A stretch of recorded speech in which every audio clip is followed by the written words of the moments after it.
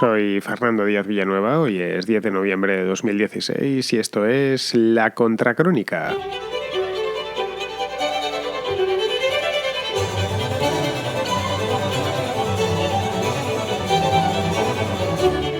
Con el recuento finalizado y cada uno en su sitio, es decir, Trump en la puerta de la Casa Blanca y Hillary Clinton buscando dónde esconderse o directamente jubilándose, que ya tiene edad. Hillary Clinton tiene 69 años y es una edad más que respetable para dedicarse a sus labores. Fijaos que lo dudo, pero bueno, aguantará mientras le dure la gasolina. Porque es Hillary Clinton, a ver si me entendéis, lleva toda la vida en esto desde que era niña prácticamente y no se va a retirar ahora porque haya perdido unas elecciones. No sería la primera vez que estos tratan los Clinton, quiero decir, tratan de reconstruirse. Pues bien, una vez que tenemos ya todo en su sitio, o cada uno en su sitio, las preguntas sobre el nuevo tiempo político que se abre en América y en el mundo se apelotonan. Tenemos un montón de ellas y no todas, o de hecho muy poquitas, tienen respuesta. La más importante de todas, a mi juicio, en estos momentos es que podemos esperar de Donald Trump, al menos durante sus primeros meses de gobierno. No voy a decir que podemos esperar de Donald Trump en 2019, que pilla muy lejos y dependerá de lo que haya pasado antes, ¿no? La pregunta es, ¿cumplirá su programa? Es lo que ayer estaba todo el mundo cuestionándose. ¿Este hombre cumplirá su programa o no? ¿O se olvidará de él tan pronto como llegue y terminará llevando a cabo una política más convencional, más ortodoxa, más típicamente republicana? Caerá en manos de asesores y demás. Eso es un misterio, la verdad. No lo sabemos, no tenemos ni idea. Falta un tiempo para que escoja su gabinete, que nos empezará a dar algunas pistas, y sobre todo falta un tiempo para que aterrice en Washington, que esa es la prueba del algodón. Lo que sí sabemos, y eso que quede claro ya desde el 10 de noviembre, es que para cumplir la mitad de su programa tendrá que abjurar de la otra mitad.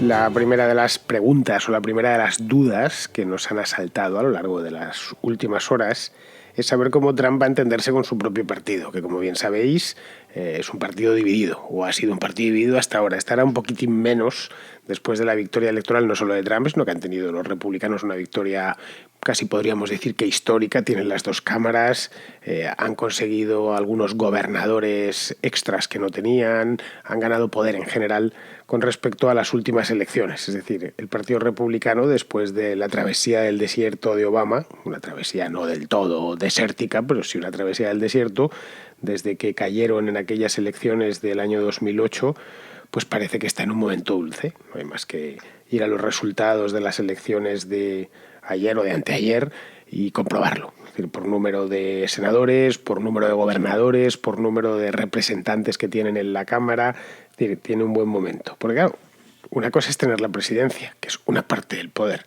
y otra cosa distinta es tener las cámaras. Obama, por ejemplo, tuvo que gobernar contra las cámaras. Eso le pasa muchas veces a los presidentes, sobre todo teniendo en cuenta que las cámaras no siempre se eligen a la vez que la presidencia. De hecho, esta vez se ha elegido solo una parte, no toda. Son las famosas elecciones de medio término. Y en este caso tenemos un inconveniente añadido. Este hombre, es decir, Donald Trump, no es que sea un outsider de la política, que lo es, acaba de entrar, es que es un outsider completo. Es un recién llegado al partido.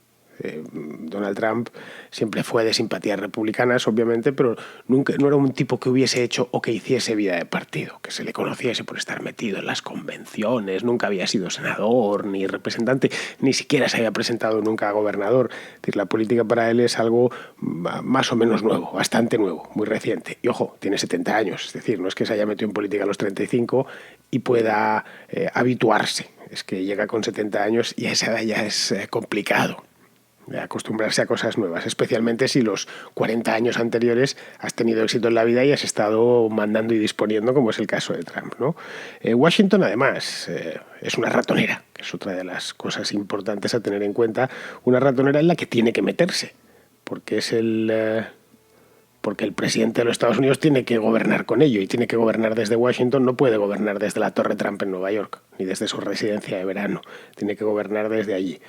El caso, además, añadido, o dificultad de nuevo añadida, es que la presidencia de los Estados Unidos no es la presidencia de Rusia, o la presidencia de otras repúblicas, que tienen poderes casi absolutos o muchas veces directamente absolutos. El sistema americano está plagado de contrapesos concebidos durante un periodo de tiempo muy largo, más de 200 años, precisamente para evitar el abuso de poder. Es algo que, si seguís un poco series como House of Cards o cualquier película política, en Hollywood se ha hecho un cine político magnífico en los últimos 100 años, de todo tipo, pues veréis que ser presidente no es tarea fácil.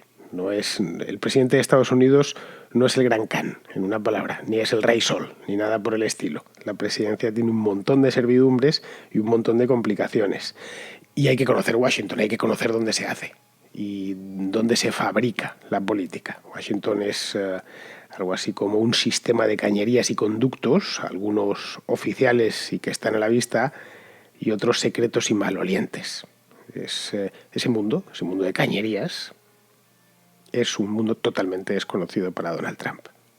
Él puede decir que le han contado, puede decir que lo ha visto en las series como el resto de los mortales, pero una cosa es que te lo hayan contado, que lo hayas visto, y otra bien distinta es que lo tengas que padecer, y sobre todo que lo tengas que padecer desde arriba, que es donde más expuesto estás, ¿no? Porque a diferencia de Hillary, que esta mujer, pues mal que bien, lleva 40 y pico años, iba a decir chapoteándolo, pero no precisamente, lleva 40 y pico años nadando a braza en esa ciénaga. Para Trump todo va a ser una novedad absoluta, según llegue a Washington y aterrice allí, que supongo que lo hará pues en el mes de enero, cuando vaya a tomar posesión, y empiece a ver lo que es. Los primeros meses van a ser de una manera auténticamente traumáticos para él. Lleve al gobierno que lleve y a los asesores que tenga, ¿no? Va a ser una novedad muy irritante cuando empiece a ver lo difícil que puede ser hacer ciertas cosas en Washington, o hacer prácticamente todo, ¿no? Descubrirá, por ejemplo, lo difícil que es hacer o deshacer cualquier cosa, por pequeña e insignificante que parezca. En Washington en general, como en cualquier capital, y Washington, no olvidemos que los norteamericanos lo que hicieron fue crear una ciudad solo para la política, a diferencia de, pues qué sé yo, España, que tiene Madrid, que además de la política pues se dedica a otras cosas la ciudad, o el caso de Francia con París, o el Reino Unido con Londres, o Roma e Italia. Pues en Washington vive por y para la política, nada más. Otras ciudades del país se dedican a otras cosas. Pues allí en Washington, en ese paraíso de los políticos, levantar un simple puente, en un estado perdido de las rocosas, puede ser más dificultoso que poner un hombre en la luna. No lo digo de broma, ¿eh? Cualquiera que haya pasado por allí lo puede comentar, no hay más que leer artículos. Poner un puente en un lugar perdido de las rocosas, pero vamos, que es extrapolable a cualquier país donde haya una administración pesada. No hablo del Principado de Liechtenstein, pero cualquier país. Hacer cualquier obra, cualquier cosa, por pequeña que sea, puede ser muy, muy complicado. Pues esas complicaciones son con las que se va a enfrentar Donald Trump. Es decir, para alguien que además trae un programa de transformación tan ambicioso, eso implica un dolor de cabeza continuo. Es decir, va a pasar mucho tiempo a base de ibuprofeno, porque todo lo que va a querer sacar, sobre todo si va de frente, se va a encontrar siempre con un muro. No el de que quiere poner a los mexicanos, no. Un muro que es el muro propio de Washington. Caray, lo dice el nombre de la serie, ¿no? House of Cards, castillo de naipes. Con ese castillo de naipes tan delicado, pero a la vez tan difícil de entender muy bien cómo se ha construido. Claro, Washington lleva allí 200 años, a fin de cuentas, ¿no? También a fin de cuentas, ¿eh? Si eres una persona que te has criado en eso, pues bien, te has hecho. Que Hillary Clinton lleva ahí desde que terminó la carrera en Yale, pero no es el caso de Donald Trump. Porque vamos a hacer una pequeña reflexión. Si tú eres el dueño de una empresa, grande, pequeña o gigantesca, y tomas una decisión, esa decisión va a misa. No si eres el dueño, el máximo accionista, ¿no? Es decir, hay que cerrar, el caso de Donald Trump, hay que cerrar tal hotel. Lo digo yo, por lo que sea. Dispongo unas informaciones o porque quiero hacer caja y con lo que saque, comprarme un yate o construir 2 hoteles en tal otro sitio donde he conseguido unas licencias. Pues bien, si decides una noche, después de consultarlo con la almohada, que hay que cerrar tal hotel, se cierra. Al día siguiente llegas a la oficina y transmites tu orden a la persona pertinente, y eso va de manera vertical hacia abajo. Bueno, que vamos a cerrar tal hotel. A partir del día 1 no se aceptan nuevas reservas y a lo largo de ese mes iremos liquidando a los empleados y poniéndolo a la venta. En la política no sucede algo así. Simplemente no es tan sencillo. Bueno, la política, es decir, en una democracia, no estoy hablando de una tiranía donde evidentemente el tirano dispone de lo que haga falta. De ahí que la tiranía sea una tentación tan grande para los gobernantes. Dicen, realmente llegaría de manera mucho más directa. ¿Para qué necesito yo al Parlamento? ¿Para qué necesito a la ley, en definitiva? Claro, en las democracias la ley está por encima de los hombres. Todo el sistema americano está planteado, desde los padres fundadores, está planteado con ese principio, ¿no? Es decir, hasta tipos extremadamente impulsivos, como podía ser Hugo Chávez, se tomaron su tiempo para poner el campo de juego a su medida. Porque claro, lo que hizo Hugo Chávez no es posible hacerlo en Estados Unidos. Punto, se ha acabado. No hay más. Ni Donald Trump, ni Perico el de los palotes. Es decir, en Estados Unidos no va a haber una nueva constitución que conceda poderes extraordinarios al presidente. Donald Trump tendrá que apañarse con lo que hay, con el sistema que hay, y tendrá que hacer política o llevar a cabo su programa con lo que tiene delante. Como diría un fotógrafo, con la luz disponible. Con esto tienes que hacer la foto. No, pues que me gustaría que me iluminasen aquí y tal. No hay posibilidad. Esto es lo que hay. Y esto va a ser el primer inconveniente. Creo que él es consciente, porque evidentemente tiene 70 años y tonto no es. Pero hasta que no lo experimentas, este tipo de dificultades, pues no las percibes en toda su inmensidad.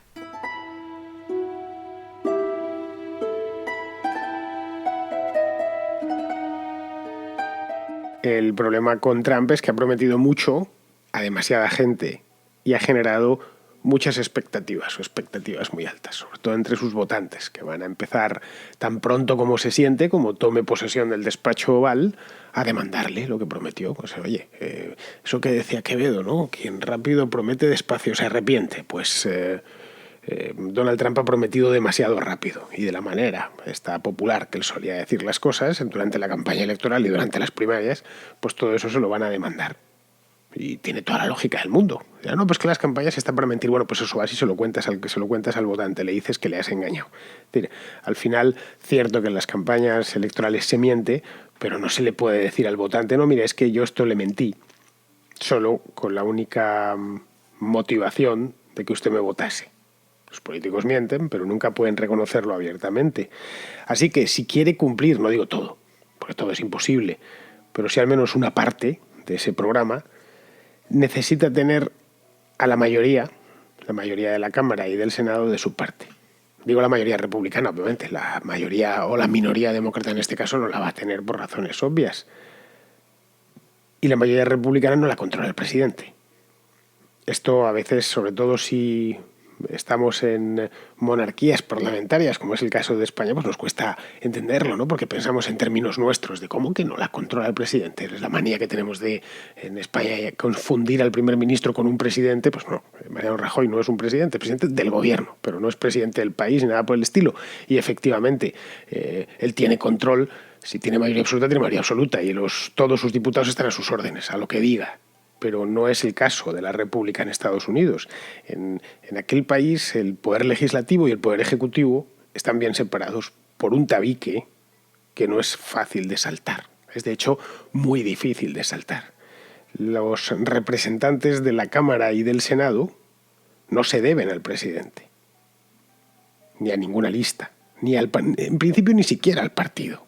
Se deben a sus respectivos distritos electorales donde han sido elegidos y a sus facciones, en todo caso, dentro del propio partido y tal, nada más. Esas son sus primeras obediencias. Luego ya vendrá la del presidente, etcétera. Pero la primera es el distrito. Esto, lo mismo, en el cine político se ve muy a menudo. No, oiga, si ya sé que quieren hacer esto, pero es que mis financiadores en tal condado, o yo vengo del tal Congressional District, no sé qué, o los votantes, que hay que cerrar tal mina o hay que cerrar tal fábrica, ya pues que me votan en esa fábrica, me votan los de ese pueblo, los de ese condado. Yo no puedo, ya, pero es que el partido, bueno, pues el partido que se busque la vida, pero yo no puedo porque entonces en las siguientes elecciones no me van a elegir. Yo me eligieron precisamente porque prometí venir a Washington con el veto a que tal fábrica o tal mina se cerrase.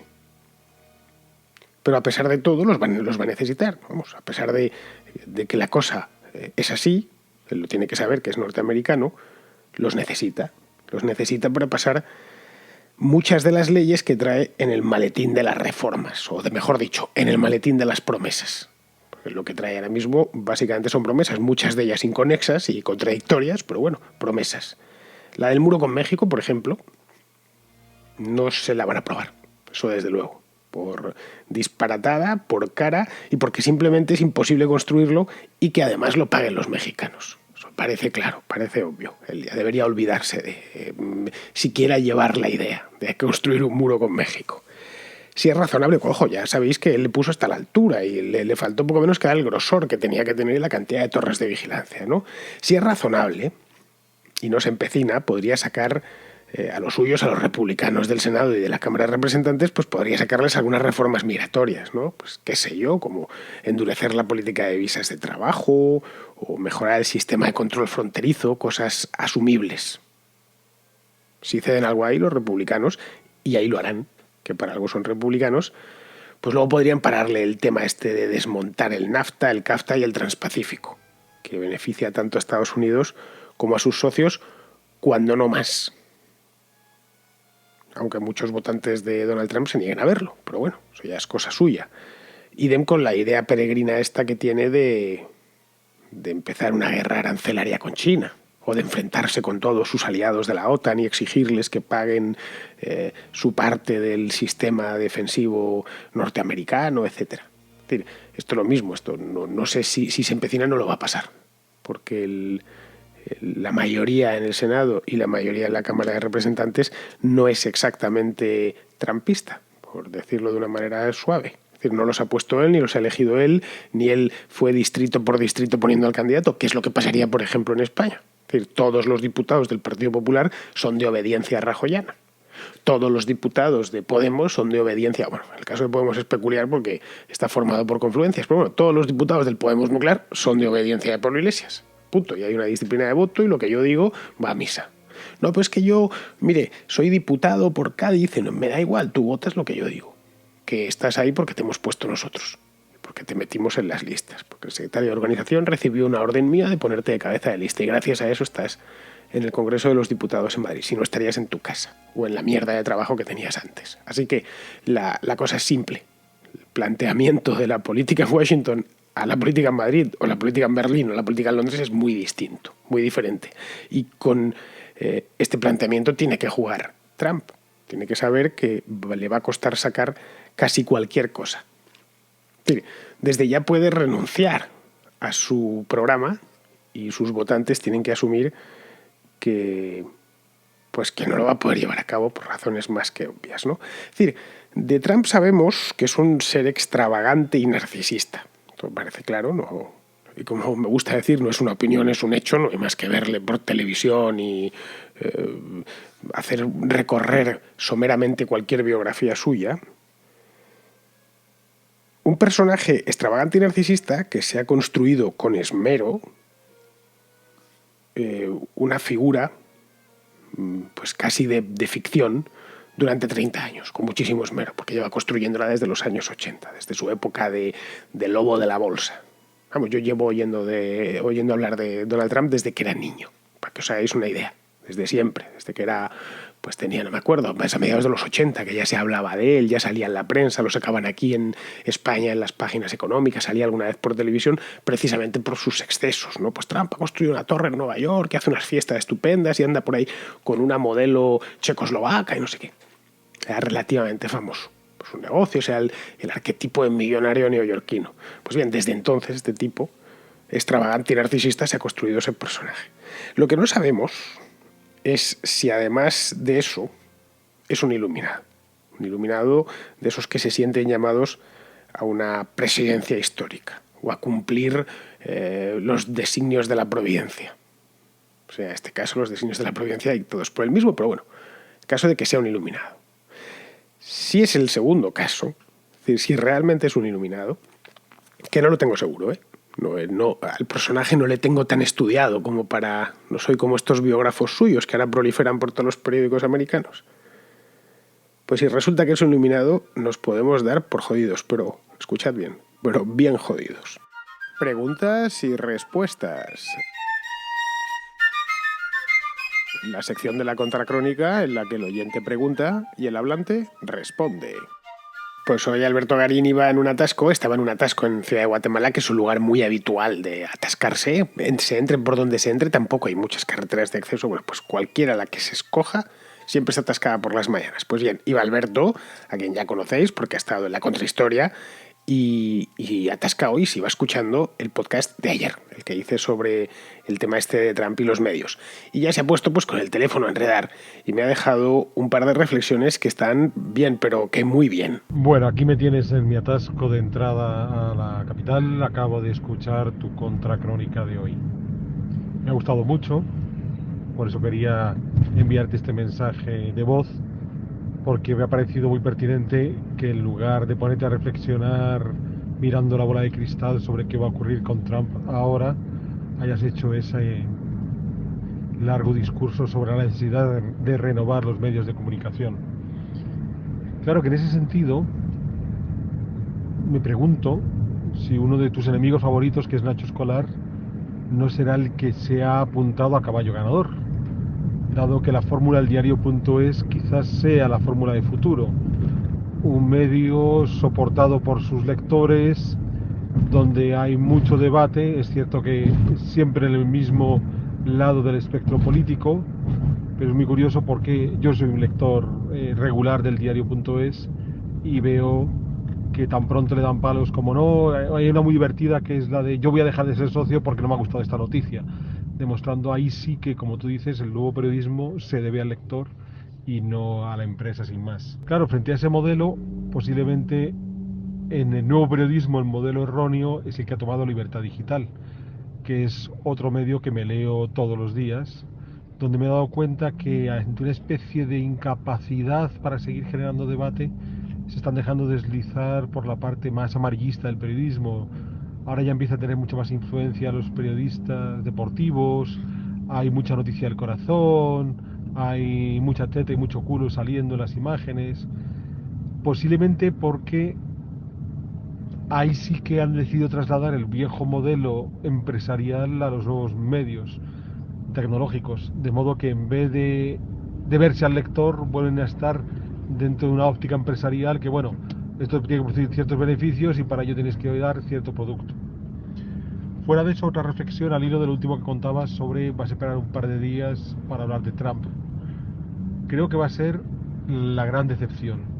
La gran decepción para todos, para sus votantes, porque como tú dices, su programa es irrealizable, y para sus enemigos, porque no hay enemigo más divertido que Donald Trump.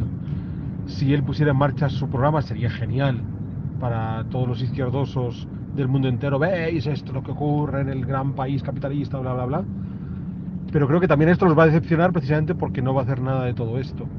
Entonces, tengo la sensación de que va a caer en garras del establishment de Washington a una velocidad inusitada, que rápidamente se va a dejar llevar por los asesores de los que yo de esto sé, tú déjame a mí, y no va a ir mucho más lejos. Entonces, el resultado final va a ser que posiblemente Trump pueda convertirse en uno de los presidentes que fabriquen más burocracia, que fabriquen más Estado, que fabriquen más intervencionismo de los últimos años. Pues sí, Alberto, lo que dices del diario tienes razón. Yo creo que Nacho Escolar ha acertado. No sé si ha sido cosa suya o de sus socios, pero desde luego por ahí va la cosa. El diario es un periódico que a mí personalmente por su línea editorial pues no me gusta, como es lógico, pero vamos, me parece que han tocado la tecla adecuada y no hay más que verlo en número de visitas, en influencia que han alcanzado, en dinamismo que tiene ese periódico.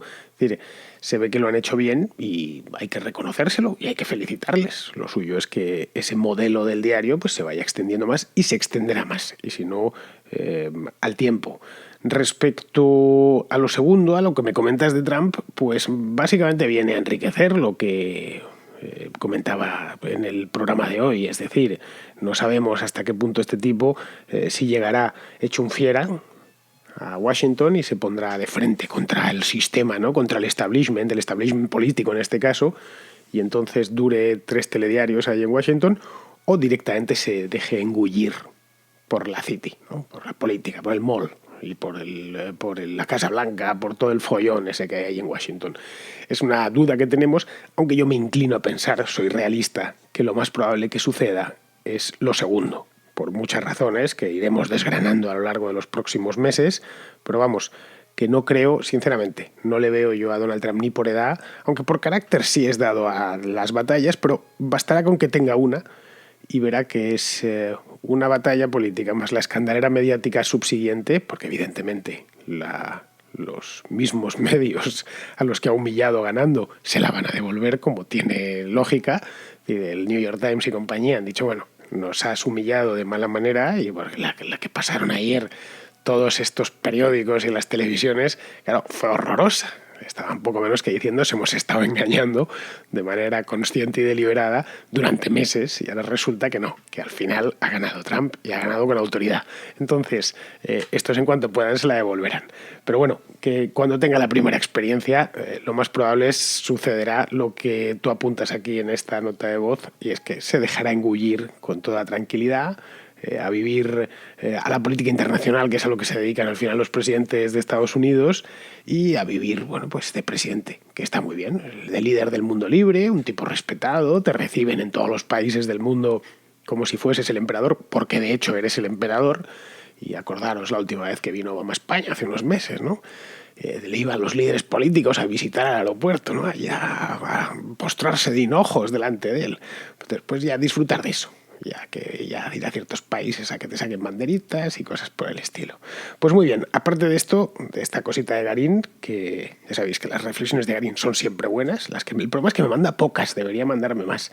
Tengo una cosita que os gusta mucho, que es el Pim Pam Propuesta, y en este caso el Pim Pam Propuesta lo va a introducir un oyente. Nosotros tenemos un proyecto colectivo, nosotros vamos Pim Pam Propuesta. Pim Pam Propuesta, Pim Pam Propuesta. Esa es la diferencia entre los de izquierdas y los que no saben lo que son. Pim Pam Propuesta, Pim Pam Propuesta.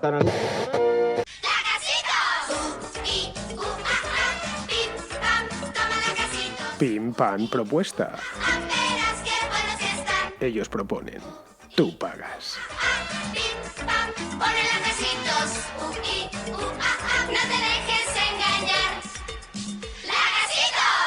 Hola Fernando, soy Ernesto de Murcia. Mira, te mando en el siguiente mensaje una noticia que acaba de salir en El Mundo, en la que dice que el PP propone reformar una ley para que los memes que circulan por Internet sean delito.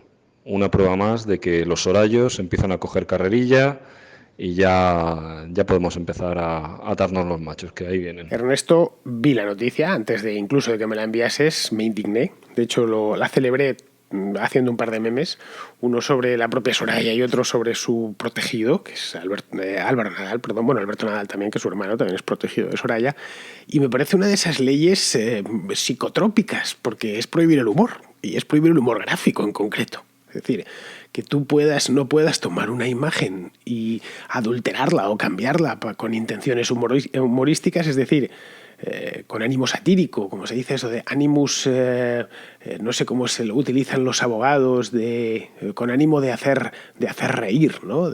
O ánimo de jugar o algo así. Bueno, pues con la idea de hacer pasar un buen rato a la persona que lo esté viendo. Y el humor es muy difícil de cortar con una tijera, no sabes hasta qué punto. Lo hablaba el otro día a raíz de los tweets de Guillermo Zapata, que era un humor muy desagradable, pero bueno, podía ser interpretado como humor.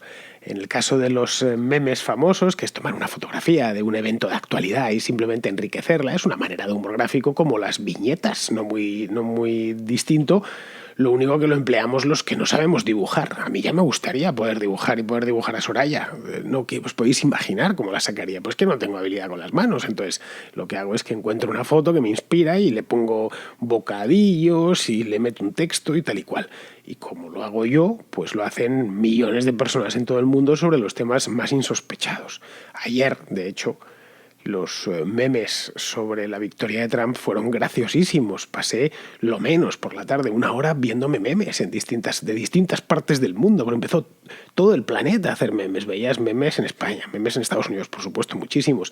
Memes en México, memes en países de Extremo Oriente que no entendías muy bien porque estaba puesto en su alfabeto y en su idioma. Me dice, mira, está todo el mundo cachondeándose con esto. Y eso significa que la humanidad está viva y además es bueno. Ahora, ¿por qué lo hacen?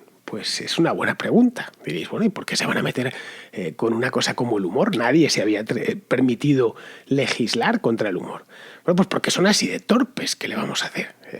Los sorayos son sorayos, son limitadísimos. Para lo único que valen es para lo que hicieron de jóvenes, que es básicamente dos cosas. La primera, sacar una oposición, y la segunda, sacarse el carné del PP y ponerse a politiquear. No valen para otra cosa. Son tipos que si no hubieran hecho esas dos cosas, es decir, la oposición de alto funcionario, de abogado del Estado, de técnico comercial, etcétera, y el carné del PP, pues los tendríamos hoy, qué sé yo, de cualquier empleo sin cualificación.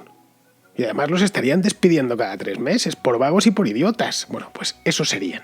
En el caso de que no hubieran tenido ese par de aciertos, bueno, creo que se conocían a sí mismos y decían, vamos a enchufarnos aquí al riñón de los españoles, a pegarnos una buena clavada de codos, que papá nos trae la comida y nos la pone calentita encima de la mesa todas las noches, pues si os fijáis, son todos de clase media alta, podían permitirse el lujo de pasarse hasta los 30 o los 30 y tantos estudiando una oposición en casa sin que les dijesen, oye, que a ver si os ponéis a trabajar de una maldita vez. Y ya está. Entonces, no pueden entenderlo. Simplemente no les entra en su cabeza, no les da para más, ni a la de Soraya, ni a la de los Nadales, ni a ninguno de ellos. Y eso estoy convencido que cada vez que su jefe o su jefa de prensa les enseñan las coñas marineras, que las redes sociales se gastan con ellos, pues les llevan los demonios. Además, están muy pagados de sí mismos, llevan muchos años en el machito. Entonces dicen, pero estos tíos, ¿quién son? Que me están poniendo aquí de esto o me están poniendo del otro. Y creen que todo se consigue a través de la ley. Fondo son de un socialista que echa para atrás todo a través de la ley, todo mediante la ley. Si hacemos una ley, eso significa, es mecánico, que automáticamente la gente dejará de hacer memes, porque lo hemos prohibido. Y además va a haber multas y te vamos a meter 35.000 euros por hacer un meme, porque es que es contra la voluntad o contra subir una foto sin su consentimiento. Bueno, tú no has entendido cómo funciona Internet. Que no lo han entendido, obviamente. Pero bueno, esto es lo que hay. Esa ley no la van a pasar, como os podéis imaginar, gracias a Dios, porque no tienen mayoría suficiente en el Congreso de los Diputados, que si no la pasaban, ¿eh? Y espero que la tiren, oye, que a lo mejor me equivoco y resulta que los de Ciudadanos y los de Podemos y su padre terminan estando todos de acuerdo y a todos les parece la mar de maravilloso. En ese caso, pues tendremos que hacer, si antes hacíamos un par de memes a la semana, ahora tendremos que hacer uno diario. Eso sí, no podremos subirlo a nuestra cuenta de Twitter porque entonces nos meterán presos, pero bueno. Como decían, anchas Castilla, pues anchos Internet. Seguirán apareciendo y serán todavía más tóxicos y más dañinos de lo que eran cuando no se habían prohibido. Pues muy bien, queridos amigos, yo me despido de vosotros con esta pim pam propuesta que es literalmente desmadrada, no encuentro otra palabra, y bueno, y con las llamadas de Garín que siempre se agradecen. Así que ya sabes, Alberto, déjanos más notas que a mí por lo menos me gustan mucho y me consta que algunos de los oyentes que me lo han comentado también. Pues nada, con estas os dejo, hasta mañana.